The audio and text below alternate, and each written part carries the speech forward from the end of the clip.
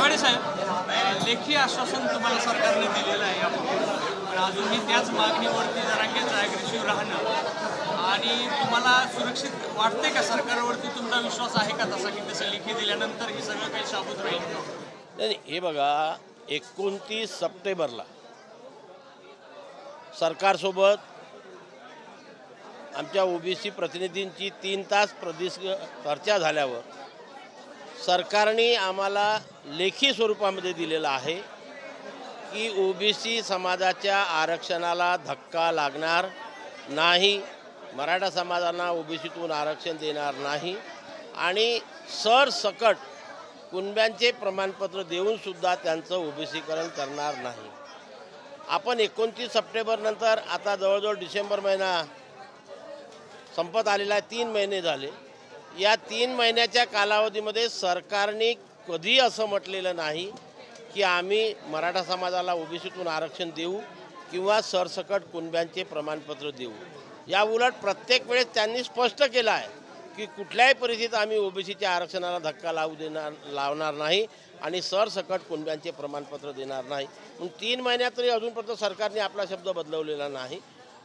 त्यामुळे आम्हाला विश्वास आहे की आम्हाला जो शब्द सरकारने दिला तो ते बदलवणार नाही. तरीसुद्धा या महाराष्ट्रातील संपूर्ण ओबीसी समाज हा वेट अँड वॉचच्या भूमिकेमध्ये आहे. आम्ही झोपलेलं नाही आहे किंवा समाधानी नाही आहो. आम्ही वेट अँड वॉचच्या भूमिकेमध्ये आहो. ज्या दिवशी या ओबीसी 60% असलेल्या ओबीसी समाजाच्या हे लक्षात येईल की सरकारने ओबीसी समाजाला दिलेला शब्द बदलवून आंदोलनकर्त्याच्या मागणीला प्रतिसाद देऊन आमच्या संविधानिक अधिकारावर कुठेतरी गदा आणतो आहे, त्या दिवशी 60% असलेला महाराष्ट्रातील हा ओबीसी समाज सरकारला जगू देणार नाही. हेही तेवढ्याच अधिकाराने मी आपल्याला सांगू इच्छितो. जरांगेंची वारंवार एवढं सगळं असतानाची भूमिका नेमकं काय कारण असू शकेल? नाही, हे बघा कसं आहे की मी नेहमी एक बोलत असतो की आंदोलन करताना आपण जी मागणी करतो ते संविधानाच्या कक्षेमध्ये आणि न्यायालयाच्या कक्षेमध्ये बसते की नाही बसत याचा विचार करून तशा प्रकारची मागणी सरकारकडे करावी लागत असते.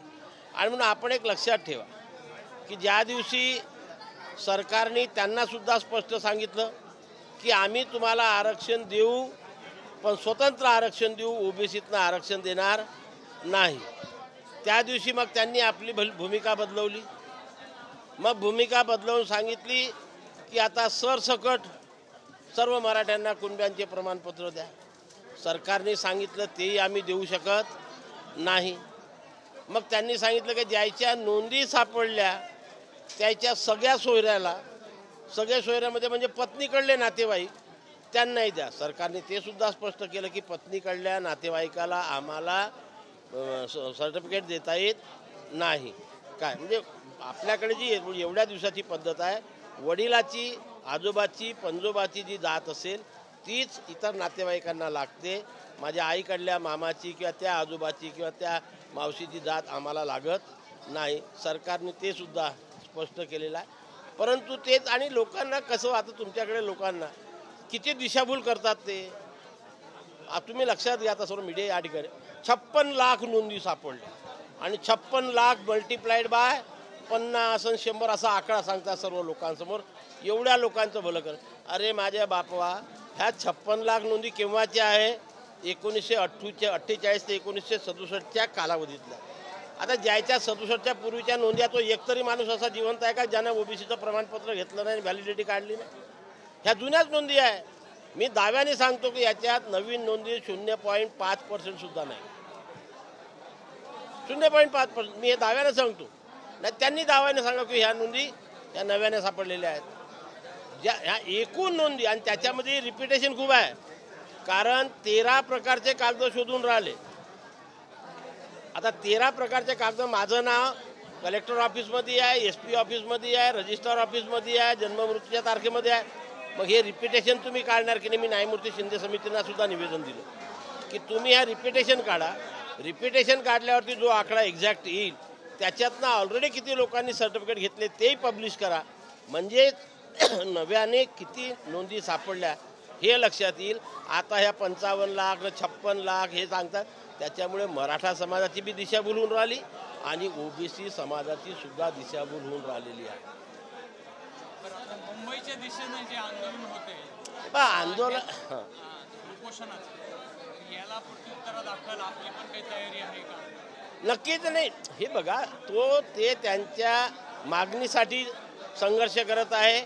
आम्ही आमच्या संविधानिक अधिकाराचं रक्षण करण्याकरता संघर्ष करतो. हा 2 मधला फरक आहे काय. त्याच्यामुळे ते जे करतील काय, कारण त्यांची पण लढाई सरकारसोबत आहे, आमची पण लढाई सरकारसोबत. आमची लढाई आंदोलनकर्त्यासोबत नाही आहे. ते सरकारशी भांडून राहिले, आम्ही सरकारशी तर आम्हाला आमच्यावरती कुठला अन्याय सरकारकडून होईल असे आम्हाला चिन्ह दिसत नाही. त्यामुळे आम्ही अशा प्रकारचं आंदोलन करण्याचा अजून तरी काही विचार केलेला नाही. पण ज्या दिवशी अशा प्रकारचं काही आम्हाला समजेल, कळेल किंवा दिसेल त्या दिवशी नक्की त्यांच्यापेक्षा मोठं आंदोलन या महाराष्ट्रामध्ये ओबीसी समाजाकडून उभं केलं जाईल याची आपल्याला खात्री आहे. मुंबईचं काही ठरलेलं नाही, आम्ही नाही. आम्ही जोपर्यंत सरकार आम्हाला दिलेल्या आश्वासनावर ठाम आहे तोपर्यंत आम्ही अजून तरी मुंबईला कुठलं आंदोलन करण्याची घोषणा केलेली नाही.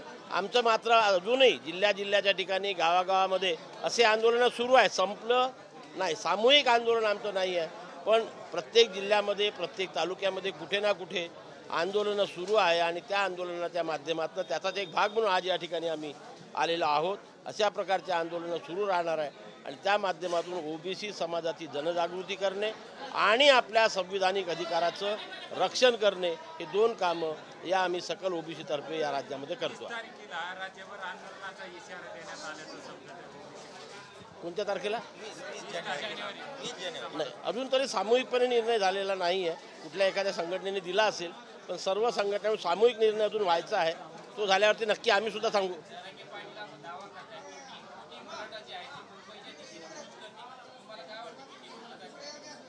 तीन कोटी मराठी आहेतच रे का? मी उलटा प्रश्न विचारतो. तुमची लोकसंख्या तरी 3 कोटी आहे का? एकूण लोकसंख्या किती आहे महाराष्ट्राची? 12 कोटी. काय 12 कोटीमध्ये हे लोक किती आहे? 12, 13, 14, 15% मॅक्झिमम. काय मग 12 कोटीच्या 15% काढा तुम्ही किती होते? आणि त्याच्यातले का 100% जाणार आहे का घराला कुलप लावून? बोलताना कुठेतरी आधार पाहिजे असतो. ते आता कसे आहे, त्याच्यामध्ये आम्ही 5 कोटी आहो, आम्ही 6 कोटी आहो. कुठून मला सांगा? 12 कोटीपैकी 6 कोटी ते आहेत. आम्ही कुठं गेलो? कुणबी मराठा, कुणबी मराठा, लेवा पाटील, लेवा पाटीदार, लेवा हे जोडून म्हणते आम्ही एवढं. हे कायले जाईन त्याच्यासोबत? हे ऑलरेडी ओबीसीमध्ये आहे. ज्या जाती ऑलरेडी ओबीसीमध्ये आहे, पण ते समजतात की हे आमच्या मराठा समाजाचा एक भाग आहे. ज्यांना ऑलरेडी ओबीसीचं आरक्षण मिळते आहे, ते त्यांच्यासोबत जाणार नाही म्हणजे नाही. आणि म्हणून ते जे 3 कोटीचा दावा करतो त्याच्यावरती माझा विश्वास नाही. काय